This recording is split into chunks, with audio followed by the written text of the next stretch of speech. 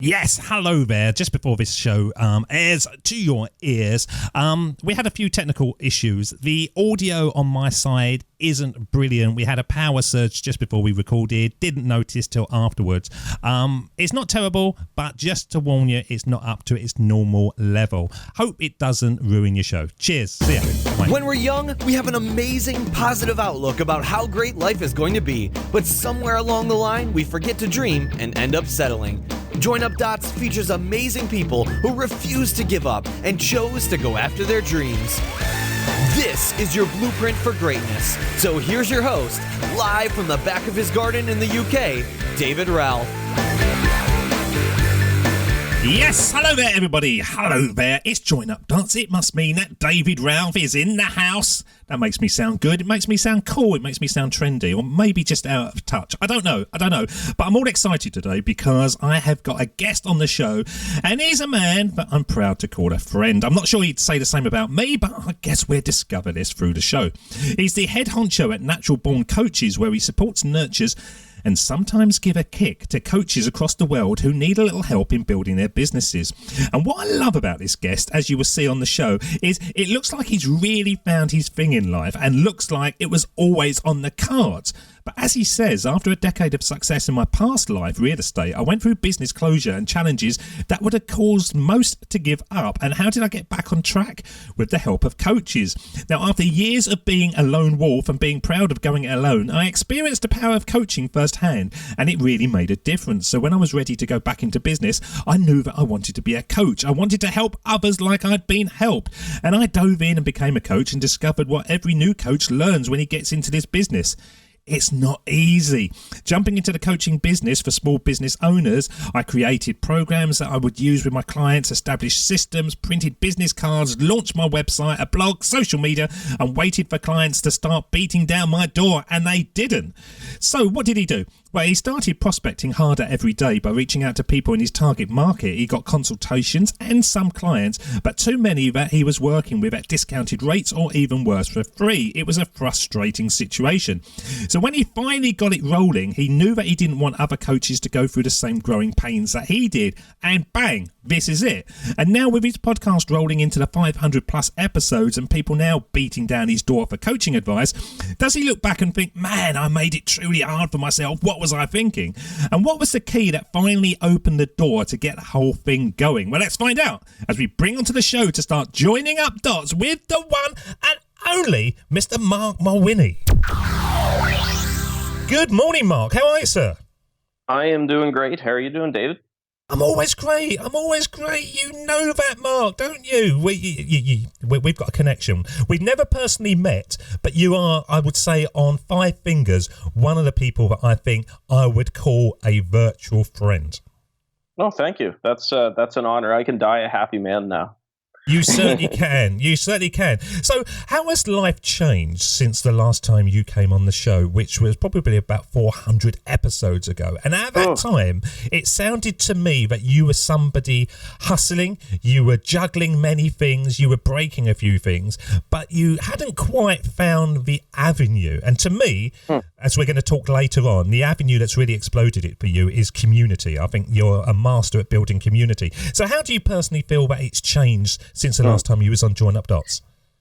Man, time flies. You know, the biggest change besides anything business-wise, because it's gone really great for business, is I have a beard now. When I looked at our show notes from the last appearance on Join Up Dots, I was just a little baby, no beard, right? And then here we go. I've got the beard going. So that by and far, that's been the biggest change overall. So don't worry about business, just grow a beard.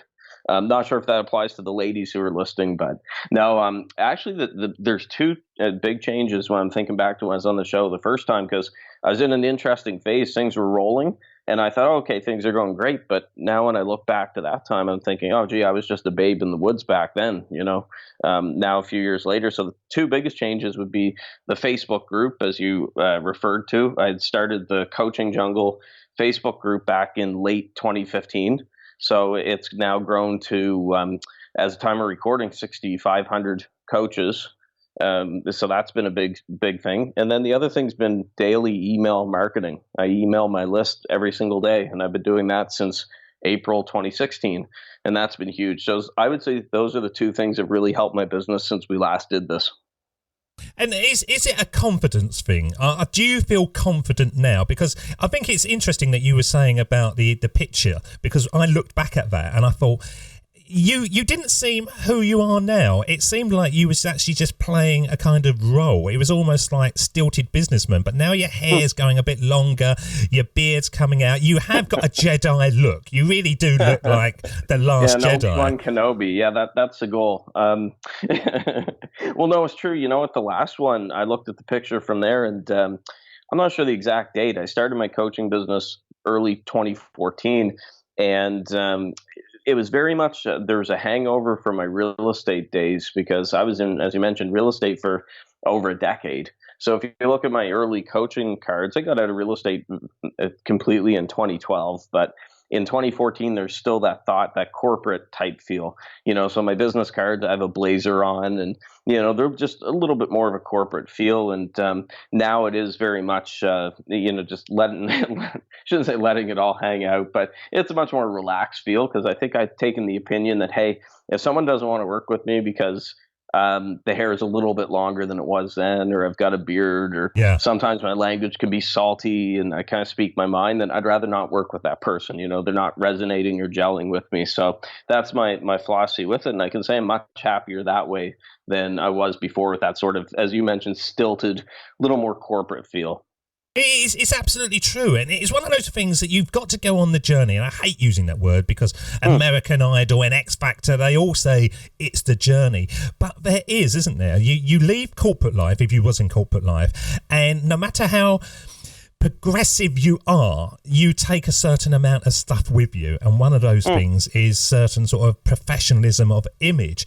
Now I'm sitting here recording this, and I've got no socks on, I've got shorts on, and I literally live in a life of what I want to do when I want to do it. But it took me a long time to throw that off, and one of the biggest compliments I got, Mark, was somebody said to me, and I've had it a couple of times recently, they say, "You are the weirdest podcaster I've ever heard. I don't know how to take you, but I love listening to you." And I thought, well, that's it. That must be it. That must be that I'm getting really close to who I naturally am, that people can't quite put me into a box. I'm totally authentic and unique. And I think you do have to go through that journey, to use that words, don't you? Yeah, definitely. And I do think that's a compliment, because there's far too many podcasts that are just, you've seen them all, they're identical. And unfortunately, a lot of them say, hey, this worked for John Lee Dumas with Entrepreneur on Fire, so I'm going to do this, or whichever big podcasters, hey, it works for Pat Flynn or Lewis Howes. And then it's really boring. And I've been turned off. I'm back onto podcasts now, but for a while I was really turned off them, because a lot of them followed the same formats and they were too similar. And I like with your show, you're doing things that are different. You're open, free flowing. That's what I do with my show now as well. I keeps it interesting, and I don't like being too boring. So I think that's a great compliment they paid you. Yeah, I'm going to be weird. I'm going to be weird, and I'm going to be the first naked podcaster. That's what I'm going to do. I think there's a market for it. I think there's a market for it. So let's talk about your community, because I remember seeing you start that, and at that time I was looking around, and I'll be honest with you, your email marketing, I'm going to have to talk about that, because I'm terrible at email marketing. I just can't think of anything to write, so I don't bother doing it. But that community, do you have to have the profile and then build the community, or does the community help build your profile? Looking back on it, do you have to wait until you get to a certain point, or can people just steam into it and start being the facilitator? Well, it's best to steam into it. Now, that being said, it's not going to be easy that you could just, Facebook groups is deceiving, because it takes about 7 seconds to start a group and throw it open. And you think, hey, we're off to the races. But there's so many groups that are stuck in around 50 members or 75 members, and then they just die because it's only the group owner who's posting, and it's tumbleweeds. So you don't need a profile. It definitely helps. But I would say my profile, when I started the group, I thought, hey, I'm on top of the world. Things are going great. Now looking back, I'm like, no, I was nowhere near as far along in my journey as I am now. So I would say with that, if I don't like to rate myself, scales of 1 to 10 and stuff. Maybe I was a 6 or 7 for profile when I started it. And now I think, hey, I'm an 8 or 9, but I keep looking forward and I think, you know what, I want to be bigger. I want to keep going and get an even higher profile. So who knows? We do an interview, another one in like, say, 2 years or something, and I'll be looking back and saying, oh man, I was so naive back then, I'm further along now. And that's a whole goal of life, I guess, is just constant growth and improvement. But I wouldn't hold back. A lot of people use that as an excuse. They say, no, I got to wait till my name's out there more. That group is going to help get your name out there more. So just get it launched. And it's true what you say. There's a world that is waiting to be led. There's very few leaders, and the real leaders are absolutely rocking and rolling. And then there is a plateau of people that are doing remarkable stuff. But the majority like to be led. They like to be facilitated. There is universes of scaredy cat people out there, unfortunately, which is probably what you coach every single day, where we might be sitting there going, yeah, but, I could do this easily, but, who wants this? The world wants it, don't they? Oh, exactly. And it's funny you mentioned scaredy cats, because the irony is you see a lot of coaches out there saying, I help people push past their fears. That's very prominent on their website, their bio, their one sheet or whatever. And then they're I don't know if you're editing this, feel free to bleep it out, but they're scared shitless about their life. And yet they're the people who are charging $5,000-$10,000 or more to help you push past your fears. And it drives me nuts about this industry that there's a lot of coaches who probably should be coached. They shouldn't be doing it. And they should get their own stuff together before they get out there and start charging these huge amounts. But yeah, definitely there's an issue there. If you're scared and you're putting yourself out there as the man or woman who's going to help the clients push past their fears, definitely a disconnect there. But are we ever over our fears, Mark? Even because every time you move forward, every investment you have in your business is scary time. I've got a lot of expense going into stuff at the moment where I look at it and think, is it the right expense? Should I be doing something else? I don't actually worry about it anymore. But what I do, I spend the money quite comfortably. Then I worry about it afterwards. And I have these kind of dark moments in my pillow, holding my teddy bear, thinking to myself, I could have done with that money on something else. Isn't that how life is? Aren't we supposed to have these fears? I can't imagine cavemen would walk around smoking cigarettes and then get eaten by a saber-toothed tiger. It's the fears are there for us, aren't they? Yeah.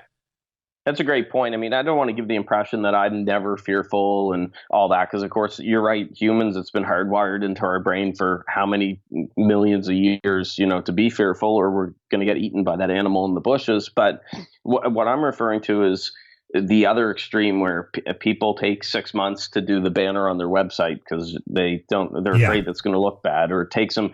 I literally know a coach once, it took almost 6 months to get her lead magnet done, her freebie that she gives away for email opt-ins, because she just kept changing her mind. And we see it in the podcasting world too. It's my brother's an editor, so he does a lot of podcast editing, and he's told me before that there's some people that he's dealt with that take 6 months or longer just to get the launch going, because they're just so afraid that they want to get it right, and perfect, and they're perfectionists, and then they don't get the show launched, and it drives him nuts too. So not saying that you shouldn't have fear. I think fear is a good thing. I always want to have a little bit of fear, or it means I'm not pushing hard enough. But the other extreme is it shouldn't take you 6 months to launch a podcast, or 6 months to do a PDF, for a free lead magnet for your email list. And it's all stupid fears, isn't it, really? There's no real game changer fears. I've had times when I've spent thousands and thousands. I've spent time when I've put hours and hours and hours into stuff. I've had times where literally I've been giving myself a stomach ulcer thinking, is this going to work? It didn't really make any difference to my life. I think the Dalai Lama says something along the lines of, if it's something that you can do something about, then you don't need to worry about it because you can do something about it. And if it's something that you can't do anything about, then don't worry about it either. And I kind of understand his point of view there. Oh, I agree totally. So I look at some things that I would say fearful about a couple of years ago, maybe around the time we recorded our first interview. And I can't even remember what I was fearful about. So that tells you something there. But yeah, it's an interesting thing. Us humans are complicated, strange creatures, and we sometimes have to get out of our own heads. I always find that coaches probably like therapists. You ever hear that saying that and psychiatrists, they're the ones that need help. I find that in my world, coaching, that's the people who often need someone who's outside of, away from them, not too emotionally attached to the issue, to help them see it. So I always want to have my own coach. I usually have at least someone I'm working with just to help me make sure I'm not missing any blind spots or being fearful and not pushing ahead when I should be. That's interesting, because I always say, people say to me, do you have a coach, a business mentor? And I say, I have 8 of them a week. Every time I do an interview, somebody says something, and I think to myself, that's interesting. So I've never paid for a coach or a mentor, and I personally don't see the need for it, but I understand how hugely valuable they are. So you always pay for one, even though you are rock and rolling, you're a head honcho, you've always got your own personal coach. Well, I've never actually had a life coach per se. So, and by the way, I'm going to have to bill you if you learn something from this. Just give me your address in the UK. And I don't know what you think's fair. Like, I don't know, $200, $300 or something. That's whatever you think. I'm not greedy. But I've never actually had a life coach per se. But whenever I have a coach, it's someone that's a specialist and helps me in a specific area. So I've hired someone before that was a webinar coach. I'm in the process of writing a book, and I'll be hiring a book coach for that end. So I'm much more about Napoleon Hill in Think and Grow Rich talks about specialized knowledge as opposed to generalized. I'm much more about the specialized stuff. I pick someone who's an expert in something. Like, I've done a fair number of podcasts. I'm good on that end. But if I didn't know anything about podcasting, I'd be like, well, David's done 1.2 million episodes by now. I'd want to get help from David. I'll hire him to help me, and so on. So I think that's a better way for me to go. It's never a life coach. It's more specialized. Oh, I agree with that. Yeah, I agree with that. I think in the early days of Join Up Dots, I did everything. And I was the website designer. I was the podcast host. I was everything. And now I have, we've got a new big platform being built. I'm not doing that. I just go over to this office near me every time and look at these designs and say, I like that and I don't like that. And they're doing it for me. One of the things I will talk about as well, actually, while we're discussing this is with the ability to connect virtually over the world, is it still a real useful thing for guys to look locally? Now, I'm using a web designer. I had 2. One was in Las Vegas and one was 2 minutes up the road. And I've decided to go with the one 2 minutes up the road. And I drive up there. I sit in their office. I have a cup of coffee. We discuss. Do you think that the virtual world, although it's amazingly powerful and positive, does it overthrow what's on our own doorstep? Should people be looking more locally so that there's a personal element to it, Mark? What do you think? My opinion is no. Not that you're wrong by doing what you do, but you got a world of 7.5 billion-ish people. Why would you want to limit yourself to a smaller area? So it's interesting that you mentioned like websites and things like that, because the only person I really deal with locally, that's with either people work with me as a client or me hiring someone, is my web guy, Tim Melanson. And just by some fluke, Tim has been amazing for me, and he lives in my home city. But that being said, we never meet. Julia, my better half, and I had an ugly Christmas sweater party back in last December. We invited Tim and his girlfriend over. That was, I think, the only time I'd seen Tim in about a year. Yet we talk several times a week virtually, just for things about websites and stuff like that. So that would be the only exception, but for the most part, I think you got to expand yourself and look elsewhere. And I don't know about you, but it's a lot cheaper to hire, for me, someone in the Philippines to do something than someone locally or in North America. If you look at, you could feed a family of 5 on a couple $100 a month if you're paying a VA. And again, I don't mean to sound greedy, but I'm just, that's business, is that you can get people to do very good jobs, usually for less when they're away, or at least in our situation where we're in the quote Western world. Yeah, no, I agree with you totally. Absolutely. Now, I'm going to play some powerful words now. I'm interested about this fear concept that we was talking about, because it's a discussion point I don't think I've touched on too many times on Join Up Dots. Here's Rocky. You, me, or nobody is going to hit as hard as life. But it ain't about how hard you hit. It's about how hard you can get hit and keep moving forward. How much you can take and keep moving forward. That's how winning is done. Now, as we said in the intro, Mark, you had a real rough time with the closure of your business, real estate. Things were rocking and rolling, and things went, as we say in the United Kingdom, a little bit pear-shaped. It's not the way that you wanted it to go. Do you look back now and do you think to yourself, actually, it wasn't too bad? Or are you surprised at how much you could take, as Rocky says, and keep moving forward? Yep. Well, I love that clip, by the way. I think that should be required listening. If that's the same clip I'm thinking of, is when he's talking to his son in one of the later movies. Yeah, that's right. Yeah, out on the street and stuff. And it's interesting because I think that closure, I went through two big stumbles. 2009 was a really big one. That was 100 employees and several offices, and suddenly I was public enemy number one, getting kicked around by the local newspaper and people who didn't even know me. And then 2012 wasn't as bad, but I did have a stumble and a business closure, and that's when I fully got out of real estate. I said, I'm done, not having fun, and I'm moving on. And I think it's like if you get some sort of injury, people have a scar that's always there and they can see it. And it can be a powerful reminder, but it's not like it stings every day if you touch it. And that's the way that I look at it with my end, is that I learned some great lessons from that, lessons I could never learn from a book. And it's actually made me a better coach because I've had those sleepless nights where I didn't know if I was going to make payroll, and, you're getting hate all over the place. Like the online world, you get these trolls in their mother's basement in Boise, Idaho, who are attacking you. I'm sure you've had one or two trolls come at you, David, maybe three. And I've had them too. They're child's play, because I've dealt with some friggin' nut bars over here, with those business closures. So these strangers in Boise, Idaho, on the internet who are just firing out random stuff, the keyboard warriors, they're nothing. I've seen worse, and I've dealt with worse. So it definitely helped prepare me for this world. I think that's a valid point, because I saw Ed Sheeran this week has said, I'm off of Twitter. All I do is get slammed for whatever. I'm not going onto social media. And I'm seeing a general pull for people to be much more selective at the way that they allow people to communicate with them. Now, with me, Mark, I make it very hard for people to get through to me. And if they do get through to me and then I discuss things with them, that's because I want to, because you do get bombarded with people left, right and centre. Now, how have you done that? How have you sort of closed the right doors and opened the right doors to allow the good business to come through to you and not get the freebie wallers, the ones that just want to pick your brains and get an hour of your time and all the kind of stuff that you get weighed down with at the beginning of building a business? Well, I've gotten a lot better. Actually, I have to thank you, because you've been some inspiration just watching how you handle your email, how you handle emails, responses. You've got a very clear system.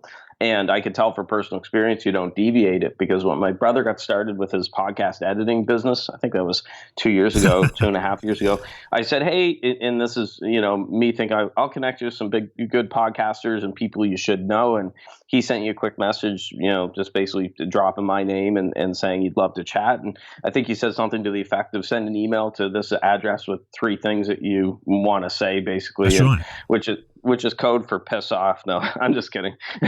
but I actually respected that, and then you and I have chatted after that about that system, and I've incorporated a lot. So actually last night, as we're recording this, I don't know, roughly 12 hours ago, I had somebody who messaged me back in October. She's not a brain picker. She's a respectable person in business and stuff, and anyone would probably take a call with her. And she sent me a message last October, said, Mark, I'd love to connect with you on Skype.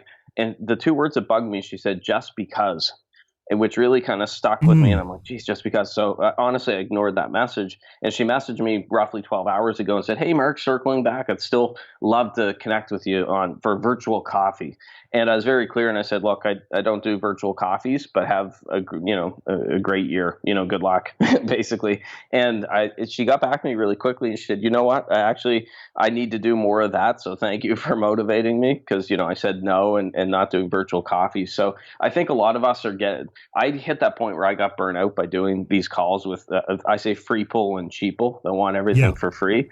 And as much as I love people, I know you love people, and I'm a talker. I could talk all day.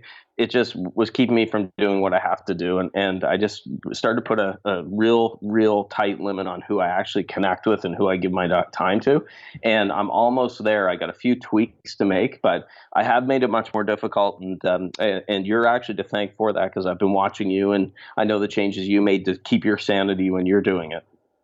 Yeah, I think you have to, and I think that's one of the things on the journey as well. When I called it, you're almost a money whore. Anything that comes towards you, you think, there's an opportunity, I will just grab that. And then it doesn't take a long time before you realise, hang on, I don't need every opportunity to be quite financially comfortable. I just need the right opportunities. And so I did. I closed down everything, and then gently sort of tweaked it open a little by little, and I found that was the better way to just actually close off every route of access to me, and then put a system in. Is that working? No, it's not. Right, I change it. Oh, that's good, and I've sort of built it up like that. And I think it's a fun time in your world when you can only be dealt with by normal people. Yeah. I did have an email the other day. Well, I say the other day, about 6 months ago, and it was from a guy. And if you go onto LinkedIn, you can link up LinkedIn with your Gmail. So when Gmail comes through to you, it brings up their LinkedIn profile, and you can see whether it's worthwhile instantly responding to them, which is really good. And so I have this little system set up, and the email comes through, and it's linked up to his LinkedIn profile, and there was hardly anything on LinkedIn at all. He had like a Jedi cloak on, and basically he said, David, I have been listening to you for a while. You are teaching the learnings of Lucifer, and you will be our leader. Please connect with me. And he was a total Looney Tunes. But I think I would have opened the door and allowed him into my life right at the very beginning, because I was just trying to get things going. So you do need a structure, don't you? It's not being arrogant. It's not being cocky. It's making sure that the right people get the right energy from you. Yeah. Well, I have to apologize. I had a couple drinks before I sent that email, and I felt really bad afterwards, No, I think you do. And in our world, there's this guilt that's hanging over, and I think it works for any online entrepreneurs, but you feel like you have to constantly give value, and you have to give stuff for free. And people are shocked when you say, no, I don't want to connect for a virtual coffee just because. And, one thing that always sticks in my mind is I don't know if you've come across her in your travels, but she's actually in British Columbia, so she's in Canada as well, Wendy McClellan. She's a coach, I know, and she wrote a LinkedIn article several years ago, and it was titled something like Why I Don't Do Coffee. And it was talking about how she doesn't do coffee anymore. Like, hey, basically she was saying, I'm in business. I can't do these coffee chats. If you buy me a coffee, then you can pick my brain for 2 hours. I won't do it. And she had a lot of people agreeing with her, but she had some people who compared her to Lucifer or Hitler or Attila the Hun. And I read through the comments. It had a couple thousand comments on LinkedIn. The thing just went viral. And she had to actually do an amended post to talk about how much she donated to charity every year, which was basically her way of saying, back off. I am a good person. I'm not greedy. And I thought it was really sad that she actually had to edit that post to say that how much she gives to charity a year and stuff, because she shouldn't have to justify herself. If she's in business, she doesn't have to meet with people just because they ask for her to meet. But it shows how crazy things have gone and how lopsided in our business world today. So I don't want to be like that. It's just a way you're going to drain yourself. You're going to burn yourself out. And I much prefer the approach that you took to the approach of people who will just run at the drop of a hat and meet with people who probably won't hire you anyways, or they'll be the biggest pain in the butt if they do hire you. It all comes down to the 80-20 principle, doesn't it? That 80% of your rewards come from 20% of your efforts. And if you find the right 20% of customers, it's easy. Now, my parents have got a shop, and they've been running this shop for about 45 years, and I've become the kind of unofficial manager. They're in their 80s now, so I kind of look at the books and help them sort of ease through. And it became evident to me very early that their crappiest customers were the ones that actually weren't paying paying and they were spending more time chasing to get the money. And so I said to them, right, we're going to close these accounts. We're going to get the money off them, close the accounts. Oh, you can't do that. You can't do that. They've been with us for years. I was saying, yeah, they've been with you for years, but you're spending all your time racing around trying to get the money off them. What you want is people to either buy online or come in, pay you money. Yeah, but we can't do that. We can't do that. Well, I battled. In the end, I said, look, if you want me to help you out, I'll help you out. But I'm not going to do it just for the sake of doing it and having these arguments all the time. So once we pushed through and we got that, and they freed that fear again, I suppose, that fear of letting go, they realised that actually by giving themselves more time, they were able to service the good customers. The customers then gave referrals to good customers, and the business started to flourish like it'd never been before. Yeah. But they had to go through that fear of actually letting people go. You don't need them in your life. You don't need the nutty girlfriend that you thought was amazing when you was 18. Now you're 47. The last thing you want to do is be hanging around with her. You just got to sort of move through it. It's all about fears, this show, Mark. It is, and I think it's a mindset shift that once people do it once, even your parents who are older, that once they start to see it work, then they're on board with it. But I struggle with this all the time with the clients I have. I work with coaches specifically, and I'm helping them with their businesses, and they're adopting that approach that, no, we have to give, and lay down for anyone just because they demand our time and stuff like that. But once they they make that shift and they see it work, they'll never go back because they're like, oh my God, this is awesome. I should have done this a long time ago. And that's the way I was. My problem was coming from a real estate background. It really brainwashed me into thinking I had to answer my phone every time it rang, because in real estate, I'm sure with estate agents in your neck of the woods, it's the same way. Yeah. If a call comes in and you miss it, that person might call one of the other hundreds of agents in the area to give their business. So I always took calls. I'm sure even in the shower, I'd turn the shower off and run out and take a call. And I would just take calls all the time. I felt guilty going to see a movie for 2 hours and shutting off my phone. And that carried over for the first little bit in coaching, because I did really well in real estate that way, but that's not sustainable. You definitely headed for a burnout that way. And I had to unlearn that whole method, and same with workaholism, because that came over from real estate as well. And I'm getting there. I've come a long way. I still think I have a little ways to go. But definitely work-life balance, things like we're talking about with not jumping for people, stuff like that. And I'm light years ahead of where I was back then. Now, you've got a new partner in your life, a reasonably new, Julia, who is creating her own business through your business as well, as a kind of a mutual spin-off. Has she been good to allow you to see a different path? Has she helped you be reined in? I think that one of the last times I spoke to her, she said, you're still checking emails more than she wanted you to. Yes. But yeah, has she been good for you in that? Oh, well, she's been a big reason for it, because when I was a swinging bachelor for a little while, it was too easy to work all the time because I couldn't catch it. So since when I didn't have a lady in my life, I'm like, well, you know what? I'm just going to work for the next 14 hours and plug away. And that's not healthy, but I couldn't see that. And she was able to catch some really bad habits. I think she was surprised that when we got together, I always kind of stroked my phone before bed and said a little lullaby and, made sure it was on a nice soft pillow. No, I wasn't that bad, but she looked and she's like, oh my gosh, what are you doing? And she catches me. Even we ran into this just the other day we have an amusement park here locally, and we're taking the kids to go to the rides and all that stuff. And she caught me, looking at my phone, and she's like, what are you doing? And I kind of felt like, the schoolboy doing something bad. I'm like, God, nothing. But she'll catch me, and then that reminds me that, hey, I shouldn't be doing this. So I have to give her a lot of credit, because she has definitely helped. She is there to keep me in line with it and keep me accountable. And I think everybody needs that. And she's a great partner too. That's not the only reason that I'm keeping her around. She's a good girl overall, but she's been very good for me in that regard. Yeah, no, she seems very driven, but driven in a polite way. I've always been very, very impressed by her dealings. There's nothing pushy. It's just value. I think she's really sort of onto something good. Now, when the two of you come together, people can go back to the last show and get this, but your marriage kind of ended, and you was going through this bachelor phase. Was she somebody that you needed? Was it a slow burner into your life? Could you quite easily have pushed her away, or was it time?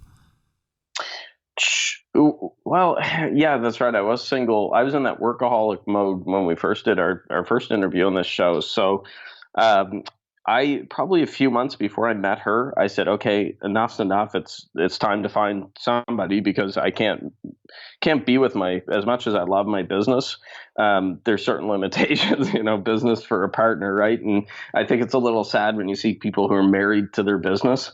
And I said, you know what, I'm going to get out there. I'm going to have a little bit more fun and meet somebody and share my life with someone again and stuff. And then sure enough, she came into my life. But until I made that conscious decision and sort of declared it that, hey, I'm ready to not just give everything to business, I'm ready to share my life with someone, I didn't meet any good women that I want to spend time with. So that's an interesting thing. I think sometimes you have to be willing to acknowledge that, hey, I'm ready for this change and put yourself out there before the right person will pop into your life. And that's not me being all woo-woo, because I'm probably the least woo-woo guy out there. I'm not like The Secret where you shoot out positive rainbows out of your behind and you attract your spouse or your soulmate. You manifest him or her. But that's what happened in this case. I had to make some changes before she did appear in my life, and I can say that I'm very happy. So I'm actually going to propose to her on Join Up Dots. Do you mind? I thought that'd be cool. We'll do that. Yeah, we'll you do that. Proposal. It'd be brilliant. Yeah. And we'll have Join Up Dots babies, and it'd be a whole personal branding. Join Up Dots duvets when you conceive. This is going to be amazing. I'm hoping that it's a boy. I want to call him Judd, Join Up Dots. That's great, yeah. John Up Dots or Joan Up Dots, which is the actual avatar of my show right at the very, very beginning. Or Dorothy, Dorothy Dot. There's an idea. It all comes together personally. So what sort of scares you now? Are you scared of success? Because this is one of the things that I was surprised at. Certainly, and I've been through this as well. When I started, all I wanted was success. I want to be global dominating. I want everything. And then once it started to come my way, it was a bit like, oh, bloody hell. I don't think I've actually got the experience to keep this. And then I had to sort of move through it. Do you ever have those moments when you think, this is going too well, I don't want this in my life anymore, it's engulfing me? Well, and there's certain things I'm doing that I definitely feel that way. So I'm starting a Facebook ads campaign, an aggressive one here shortly. I've hired someone who actually knows a lot about Facebook ads. I don't want to learn Facebook ads. They change it so much and stuff. And usually what I'm doing with my business and what I teach coaches, it's more organic, how to get clients without paid advertising. But I recognize that, hey, I need to take it up a notch. And that's why I hired actually a past guest on my podcast who I got to know to handle the Facebook ads. So that does sort of worry me when I look at the amount of money, because he's not the cheapest guy out there, nor would I want to hire somebody that's charging peanuts for it, because that tells me how good they are probably. So things like that do scare me, but I've gotten much better at not worrying about things. And that's probably with age too. I turned 39 recently. I'm getting very close to the big 40.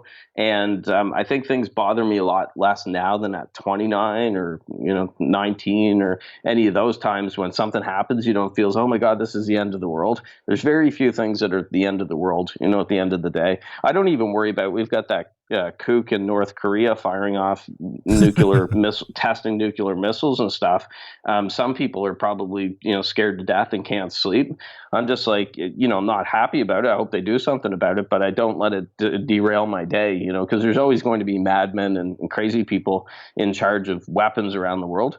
But I don't lose any sleep over North Korea. Now, you watch, by the time this show goes live, North Korea will have attacked or something. So I'll have to eat my words in that case. But I don't lose sleep over it. I wouldn't even know. I don't look at the news. I look at soccer results, and that's about it. I'm the last person to ever know about anything bad, because I have this total blank out of news, and I think if it's really bad, people will tell me, and if it's not, I don't need to know about it anyway. So I wouldn't know that Canada's disappeared, sir. It wouldn't occur to me until somebody actually tells me.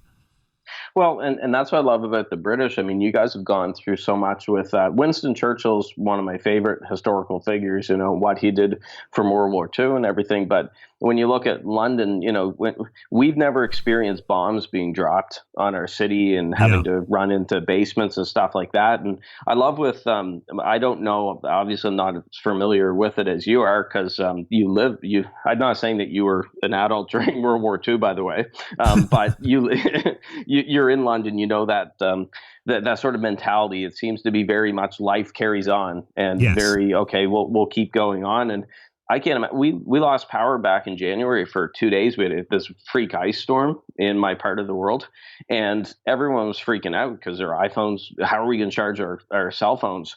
And what about Facebook? We got to check Facebook, and it's the end of the world. We can't shower for a day because there's no hot water. Oh my God! And I'm thinking, man, we wouldn't have done very well in World War II, say London or some of these places that were getting hit, if we can't even deal with no iPhones for a day.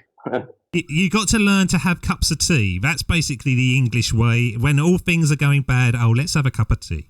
Have a cup of tea and everything will be all right. And generally, things are always all right. That's the thing. There are terrible stuff that occurs, and we've all seen this on the news. And, you know, for the victims and the families and stuff, you know, my heart goes out to them.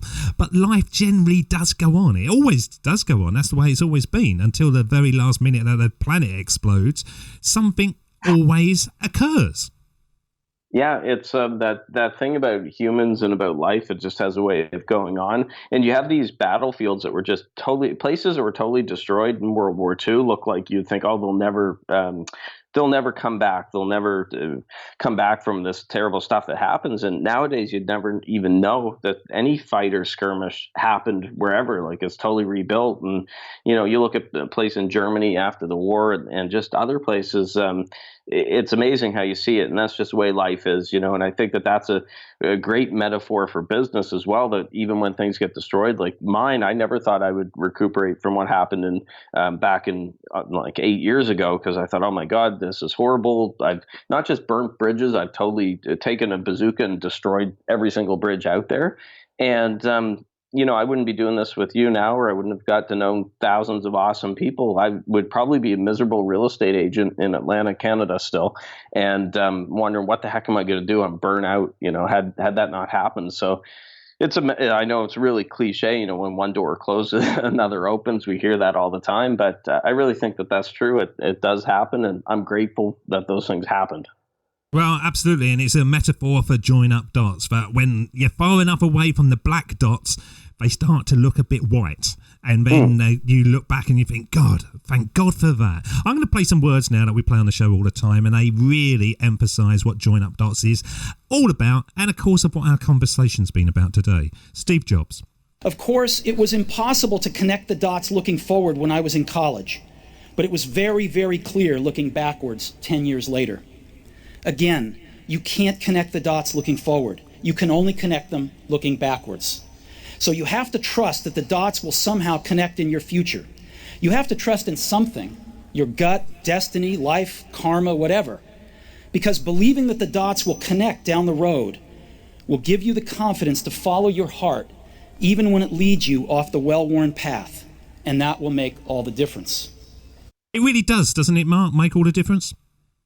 Oh, definitely. And it's interesting that Steve Jobs, I know he's a big part of the philosophy behind this show. And when you look at when he was first ousted from Apple, he probably thinking, oh my God, what now? You know, I put everything into this company. And if you ever had said to anyone, Steve Jobs will be back at the helm years later and he'll rescue the company and he'll actually have way more success the second go around, people would have thought you were nuts, you know, back then. And look at what Steve Jobs did in the second turn with Apple, you know. And I always think back to Steve Jobs and his life, you know, what happened with it, because I think that that's very inspirational, and it shows that you can't curl up in a ball in bed, you know, with the curtains drawn and just drinking your face off if something happens. You know, you have to just keep going on. And there's very few things that are life ending unless your life actually does end. I mean, if something happens there, that's pretty bad, hard to bounce back, you know, from that. But besides that, I've seen people who've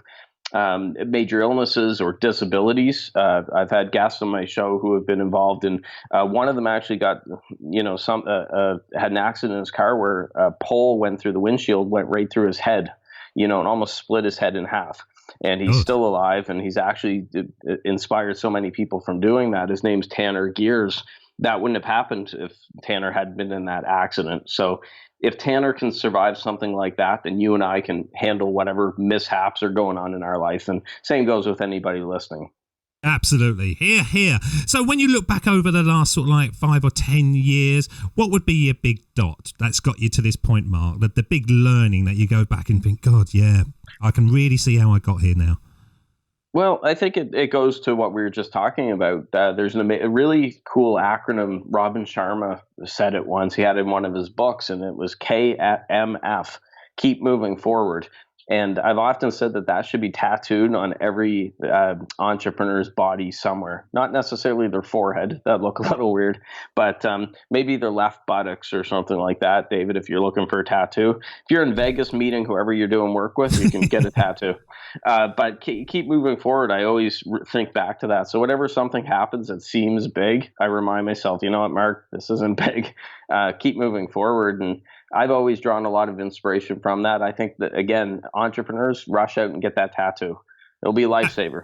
Absolutely. And if you want to sort of get photographs of my buttocks, then feel free. Just email me and I will do them for $15 a cheek. What do you think, Mark? Yeah. Well, they could, or maybe you do a deal 2 for $20. I don't know. There you go. Yeah, you can have both of them. And I'll put a smile right in the middle.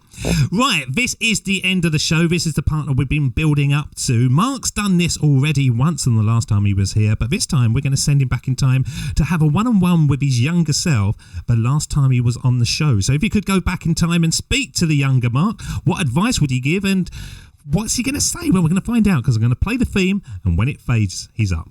This is the Sermon on the Mic.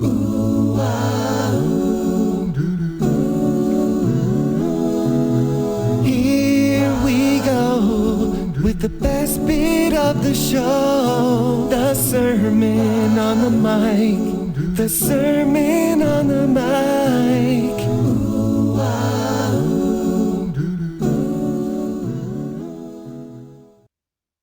I love that music. I need a copy of that, please. Wherever you got it done, I need that. I would tell Beardless Mark, hey, Beardless Mark, several years, not quite as wise, building a larger community right away. You may think that the podcast is the only way for this community, but actually jump in and start a Facebook group because you're going to see a lot more benefits from that in addition to the podcast, and think big. Don't just stay limited. So get out there, start that community sooner rather than later, and you won't regret it. Great stuff. Mark, what's the number one best way that our audience can connect with you, sir? Best way is at naturalborncoaches.com. That's the central hub. Or if you, as we've talked about, I'm in my Facebook group a lot. That's at thecoachingjungle.com. That forwards to the Facebook group. So that's thecoachingjungle.com. And honestly, if there's anyone out there that wants a coach or wants to be a coach, it's probably one of the most supportive communities that I know. It really is a good one. So, Mark, thank you so much for spending time with us today, joining up those dots again. Please come back again when you've got even more dots to join up, because I do believe that by joining up the dots and connecting our past is the best way to build our futures. Mr. Mark Mawhinney, thank you so much. Thanks, David. Mr. Mark Mawhinney, he's a good guy. He really is. I've been on a sort of similar journey to him from this side of the pond to his side of the pond. I've seen him grow. I've seen him bring on products. Some of them haven't really flown. Some of them have. But it's the learning. It's the learning. And learning isn't scary, but then it's actually taking that learning and putting it into place and either investing in yourself, whatever. But hopefully you gain something from that episode that it's not going to kill you. It really isn't. And you will find solutions to every scaredy bit you have. You will find a way around that obstacle. Nothing has ever stopped me. Nothing has ever stopped Mark. And nothing has ever stopped anyone who's really got out there and done stuff. It's been difficult. It's been hard. It's been challenging. But you can do it. Thank you so much for listening to this episode of Join Up Dots. Thank you so much for making it a top show. Yes, it's going very, very well. and we'll see you again soon. Cheers. See ya. Bye-bye. David doesn't want you to become a faded version of the brilliant self you were once to become. So he's put together an amazing guide for you called the 8 Pieces of Advice that every successful entrepreneur practices, including the 2 that changed his life. Head over to joinupdots.com to download this amazing guide for free, and we'll see you tomorrow on Join Up Dots.